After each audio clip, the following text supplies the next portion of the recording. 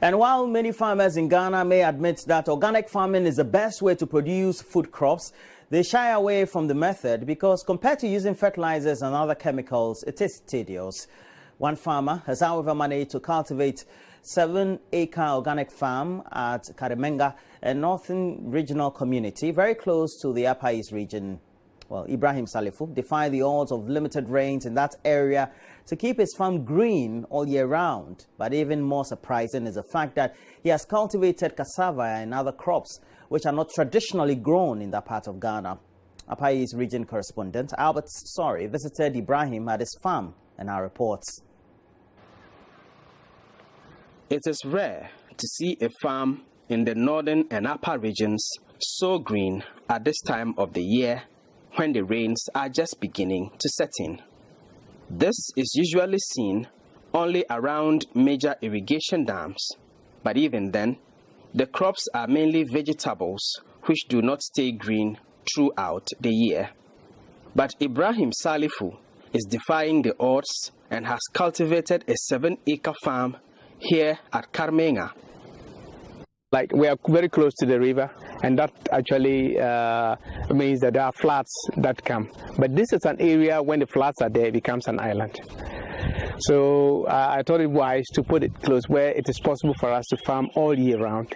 We started planting maize at this time. So most people will question, hey, around this time where you can plant maize, we said you can already see. Well, there are some maize which we did, which is going really very, very well.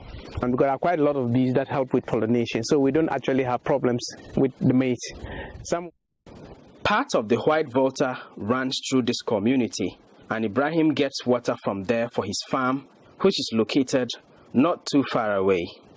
But this is not the only thing that has helped Ibrahim to keep this farm alive. He has a lot of farming ideas and keeps this 7-acre farm strictly organic. There's a system of farming which is known as no-till. It's a type of farming where the practice is you don't use the tractor to till the land. You just make sure you do a lot of mulching, no burning. You make sure that there's a lot of grass, because you can control weeds when you put lots of mulch on, lots of dry grass on. And what also it does is that it also invites things like the termites to feed on the dry grass. So the termite is the best friend of the farmer, but in most cases it has been made like the termite is not good on your farm. Ibrahim has grown different kinds of crops on this farm. He has already harvested tomatoes and onions and has cabbage, carrots, ginger and maize still growing on the farm. He has also cultivated cassava, cocoyam and plantain, which are not traditionally grown in the northern parts of Ghana. Ibrahim occasionally receives foreign and local visitors who come to learn his methods here in this farmhouse. A lot can visit the farm here because it's a place where farmers can come to learn or see things, you know, that they think would not work, but then they would come over to see. So the planting for food on job, like governments, we can't do all that. We can go into composting, and then through that we are able to get very good results from practicing and not using so much expensive things. We don't have to worry about chemicals because.